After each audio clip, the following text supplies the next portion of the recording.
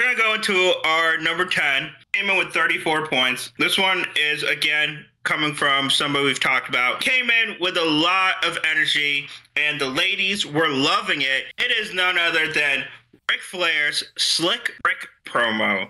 And you're looking, oh, girls, I can't stand it. I spent more money on spilled liquor in bars from one side of this world to the other than you made.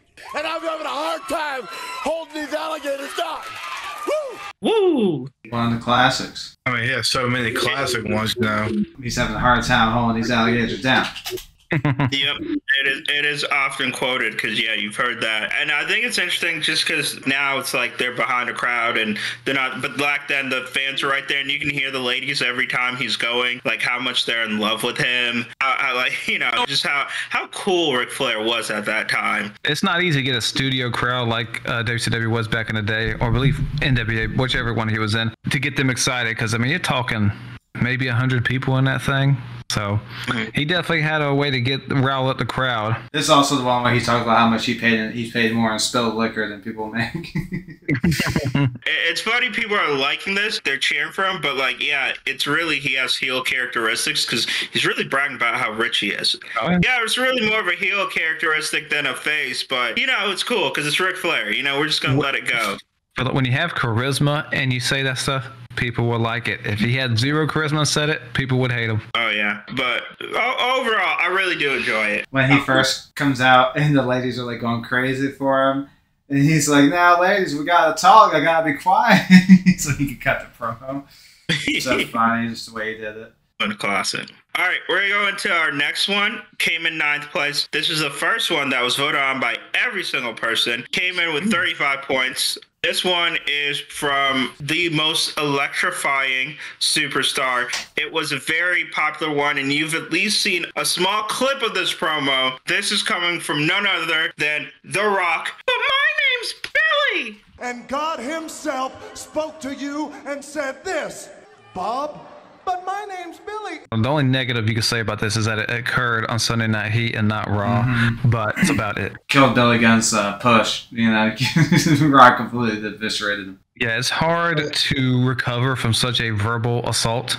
I mean, he brought you on a whole story about Billy Gunn talking to God, and then, of course, God not knowing what his name is, and it was just, you know, comedic gold. They want to talk about a promo, like how to do a promo that ends someone's push. That's how you do it. Yeah, I remember Billy Gunn said he was not upset by that promo, so that's good. I mean, he was going to tell The Rock, hey, could you cut a not as good a promo, please? There would be like, you killed my push, so. But Billy Gunn, I think he said he thought it was hilarious. Billy Gunn understands there's a hierarchy. But, I mean, it's well done. Bob? But my name's Billy. Yeah, I always have seen that little segment when he said that, and I've known that forever. So it was kind of cool when I finally heard the whole thing, and I was like, good God. It's funny. He's like Billy. He's like, absolutely suck. This era Rock, I mean, you couldn't beat it. Only one person could. Right, Phil? Yep, always will. Always has. All right, we're going to go into the next one. Edging this one out by 1 point, was only voted on by 2 people. Came in 8th place. It is none other than Jake the Snake Roberts, the Avarice promo. Well, now it's my turn. I'm going to make you beg, DiBiase. This time, you'll be the one that's humbled. This time, you'll be the one that's humiliated, wallowing in the muck of avarice. Longfellow couldn't have said it better. Mean Gene needed a cigarette after that one. Good. That promo, the Avarice promo, is teach tape on how to deliver a promo. Mean Gene was left speechless at the end, and the only thing he could say was Longfellow could say it better. I will say, everything about the promo to me is perfect. The vocal inflections, the cadence. He didn't have to scream. He just talked. And then he felt like you actually believed what he said when he talked about how he made people grovel for the money. I really like it. You're exactly right. In this era of wrestling, most people yelled or screamed their promos, spoke in a calm tone. It was menacing, serious, just beautiful.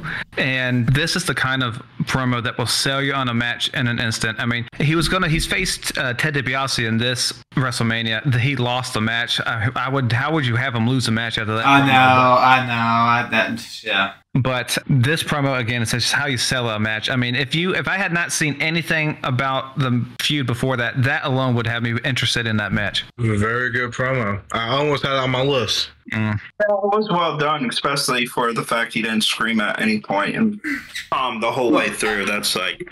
Well, and it's only about a minute long, and yet it's that good. It's crazy. I don't know. It's one of my favorites. I think Max had it highest. Max had it 2. Yes, I had it number 2. And but yeah, it's a shame that Jake Roberts couldn't control his demons because he could have been a much bigger star.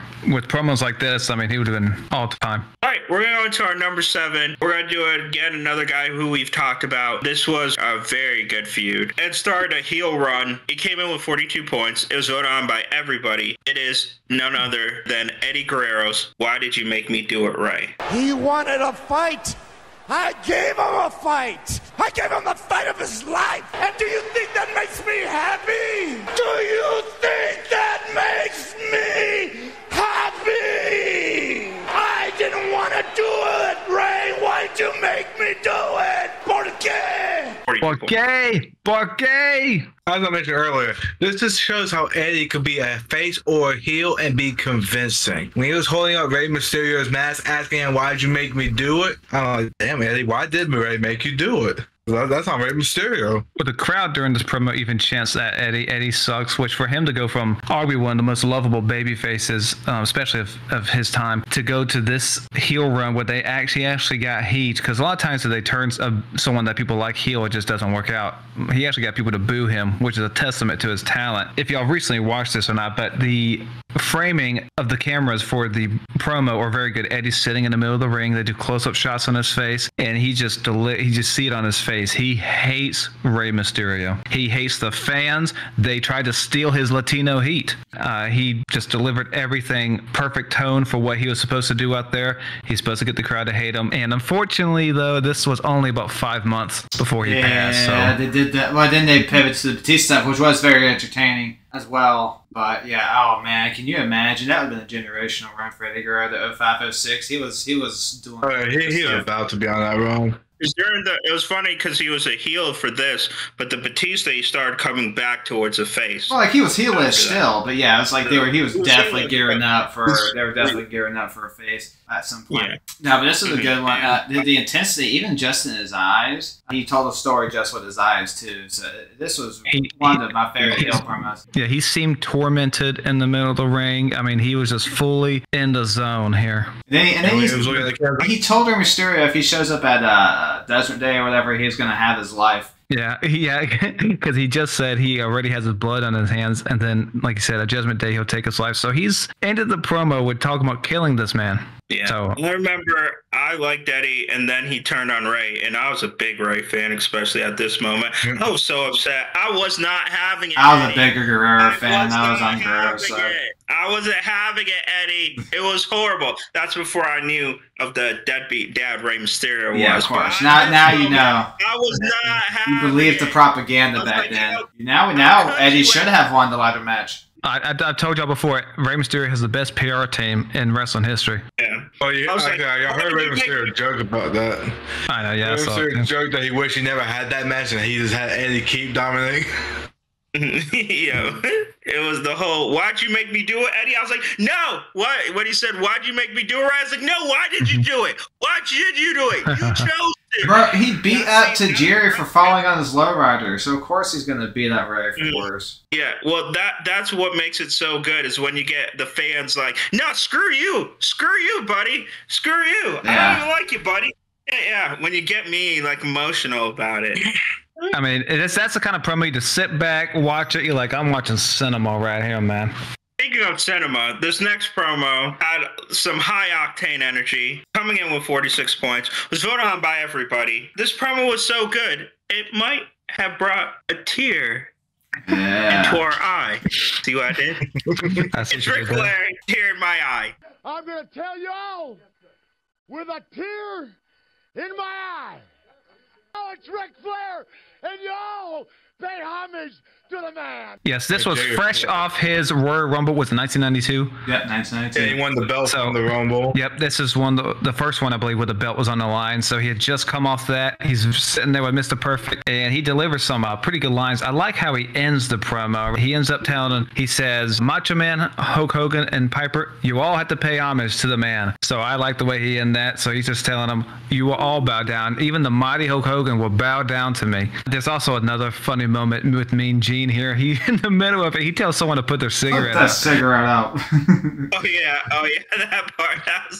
Flair at the end, like he's like, I love it. I love it. Yeah, he says, holding the WWF title means you rule the world. I just like the way he framed this whole promo, and it's really short. I think it's 2 minutes long. It comes off like the villain won in the movie, you know. I like it when wrestlers show the importance of the championship to them. Ric Flair talking how it's the greatest moment of his life and how this shows that he is the best and all that. I like it when they show how important it is. He will miss the birth of his firstborn to win that belt. Yeah, he probably would. And it's another one. It's kind of like Jake Roberts' Average promo where it's short, but it's really memorable. I think also I like the Mr. Perfect and Brain in the background. Yes, oh yeah, that is just kind of hyping it up. They helped it with like hyping it up. Like yeah.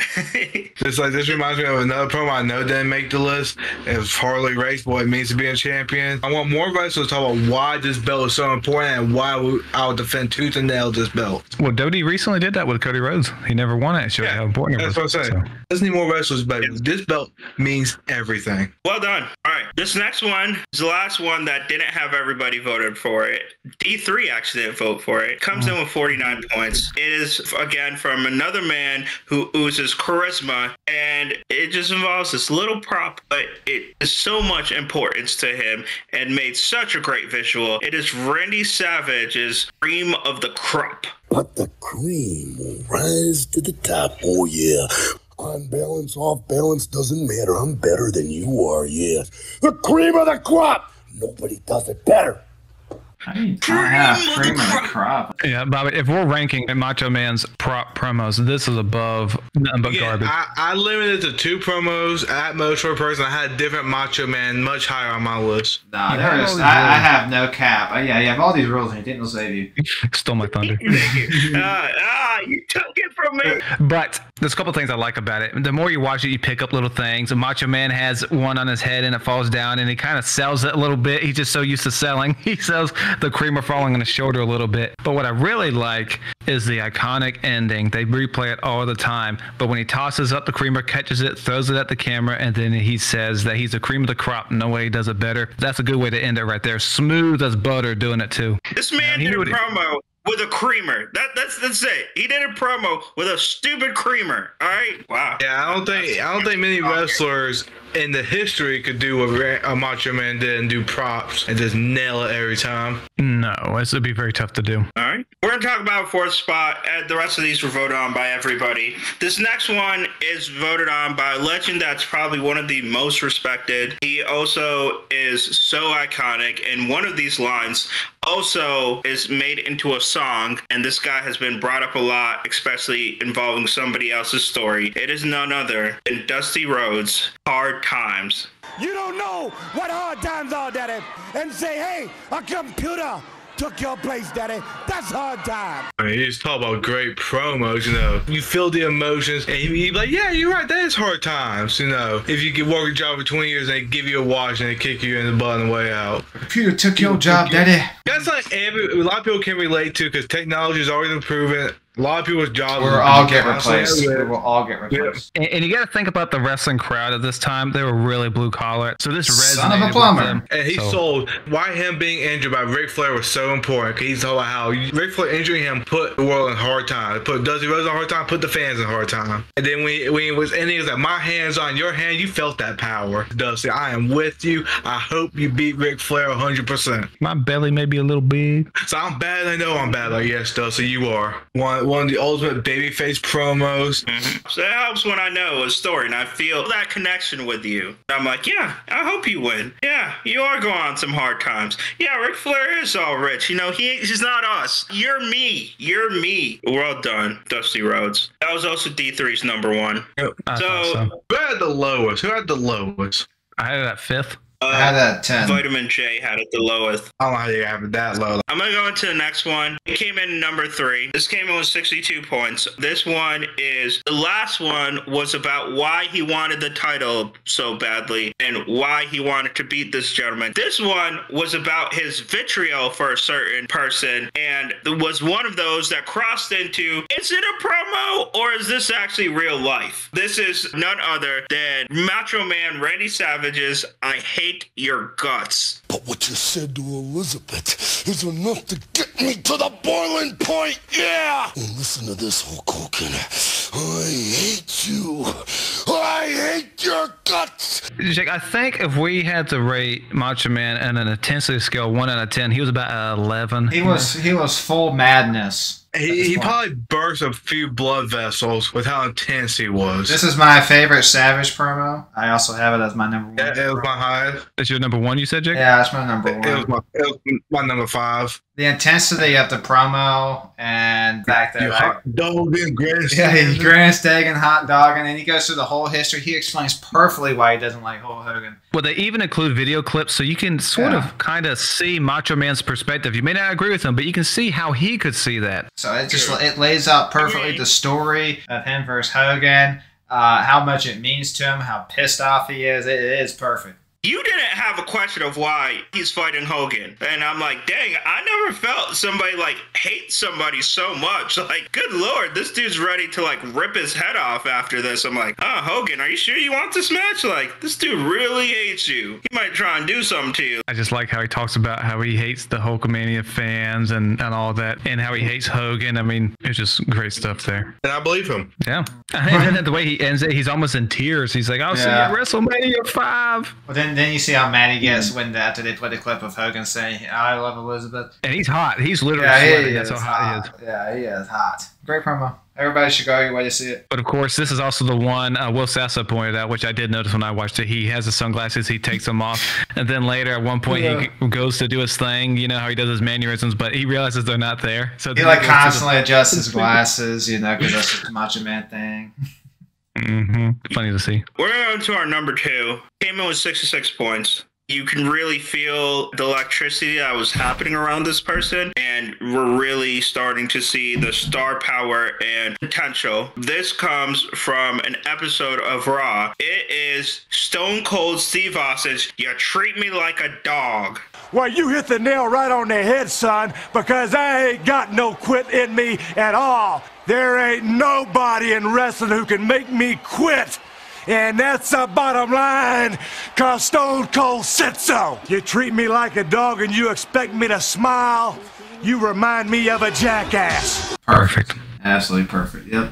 But yeah, so this was in the build-up to the WrestleMania match with Bret Hart, and I like near the end when Stone Cold tells you that nobody can make him quit. You're looking in his eyes and you believe nobody's gonna make him say I quit. So you're wondering what the hell's gonna happen at WrestleMania, because you're like, this guy's not tapping out. He's not gonna say I quit. If he's gonna lose, how's it gonna happen? Very good promo. These intense promos, they just kind of stand the test of time, and honestly, the way Austin looks at you, you know, those eyes, those little beady eyes. There's fire in those eyes. There's fire in those eyes. And he sells the match. Sells you on the match. I also like the part where he says that thing and then it's like, I'm not making fun of I'm just trying to illustrate the point. Yeah. He's like, I may be a heel, but I'm not a bad guy, you know? I was going to say, like, this is one of the moments, like, you're starting to see where it's coming, like, oh, God, there's something to this guy. And I think it's very iconic, and correct me if I'm wrong, but that was Vince McMahon who said, why are you so mad, right? Yes. And it's very iconic that Vince McMahon says, why are you so mad? And he says, you treat me like a dog. And it's funny because they're previewing what's going to come to their relationship, how their relationship is going to go in WWE. Foreshadowing. There was a Raw in '96 where he was a special guest commentator there, and Vince was talking. Austin told him to shut up, and then Austin said, if you interrupt me again, I'll kick your ass. So I was like, you're going to do that in the future? You will. Get in there. But this, like a lot of these other promos we talked about, you can tell when someone is in the zone. They are fully into the character. They're not playing a character. They are the character. That's what happened to him here. And around this time is like when he started figuring out what the Stone Cold character needed to be. So he's operating at 100% efficiency here. And Austin, like, still technically a heel, but A good heel promo. He's got to have valid points. Brett and Sean didn't have to do interviews like Austin had to. They could do it from their homes. They could do it from wherever. Austin had to go to WWF Studios. He had to go to the ring. So he's saying, Vince, you're kind of showing some favoritism here. And he's technically right. Who had, right. Okay, I had it number 3. Who had it the lowest? D3 had it the lowest. He had it at number 7. I'm not angry at it. It's actually, I actually like that, this promo above the King of the Ring. Speaking of that, let's go ahead into our number 1. It's the one you haven't heard. It is coming in with 72 points. It was two people's number 1. This guy, once again, just keeps winning. Just keeps winning these wrestling things. I don't know, Max. Maybe he is the GOAT. Or maybe we have 2 Austin fans. Austin Marks heavily influencing his list. Talk about your Psalms. Talk about John 3:16. Austin 3:16 says, I just whipped your ass. This is the birth of Austin 3:16 and the bottom line there. But the great thing about this is I've heard Austin talk about this, and he had a match with Mark Romero early in the day, and he had a really bad busted lip. He had to leave and get stitches because his lip was about to fall off. And so he missed Jake the Snake's promo earlier in the show where he talked about having God help him through stuff and his recovery and all that sort of stuff. So Doc Hendricks, right before he does the promo, tells Austin what Jake said earlier. So Austin had to come up with it like really quick. And he nailed 2 iconic lines just off the top of his head. This was not scripted out. He came up with these on his own. It's just crazy that he did that. I think an underrated line is the line he talks about Jake the Snake. He said he should get that Thunderbird, get some of that courage he had in his prime. This dude quoted a book in the Bible and just made his own thing out of it and made it that iconic that we see shirts to this day. It's either Austin 3:16 or the Beat a Man, you got Beat a Man are the 2 most iconic wrestling quotes that people use. But like Philip mentioned, this was not a quick ascension for Austin, but this was the point where crowds started turning in his favor because before this, he was feuding with people like Savio Vega. I mean, it was going I won't say it's going nowhere, but it just wasn't exciting. You can only do so much with Savio, no offense. But this was like when people started being like, you know what? There might be something here. So this is when you started slowly seeing the Austin 3:16 signs and all of that. Because this King of the Ring happened, let's see, I don't know, 9 months before WrestleMania 13. So Austin wasn't really getting the good reactions that he gets in 97 until later in 96. So it wasn't overnight like WWE would have you believe, like you mentioned, but it did happen. Yeah, it did happen, and will always be one of the biggest moments, but also one of the biggest King of the Ring moment, really accentuating the importance of King of the Ring. And like you said, 2 of his iconic lines came from this. So Austin has a quote when he talks about this. Austin will tell you that he said, "I hit 2 grand slams on 1 pitch." Mm-hmm. Oh yeah, very true. He did. Stone Cold's made quite a lot of money in the Austin 3:16 shirt, so I bet he's real happy with this one. Yeah. Yeah. Probably like, dang, thank God I said that, man. That's so. It's still in the top 5 to 10 selling every year to this day. And you see the promo, you seen the moment when you said that so many times, so many videos. Like, it's one of those from this list that, like, we've seen the most of. Yeah. Probably actually out of all these, we've seen the most of Austin 3:16. Yeah. So, yeah. So there was our list. Did you like it? Did you agree with it? Let us know below. Is there a promo that you wish we had on there? Thank you all for watching. Again, my name's Legacy. And I'm Max. I'm Bobby. I'm Jay. And may the discussions begin. See you all.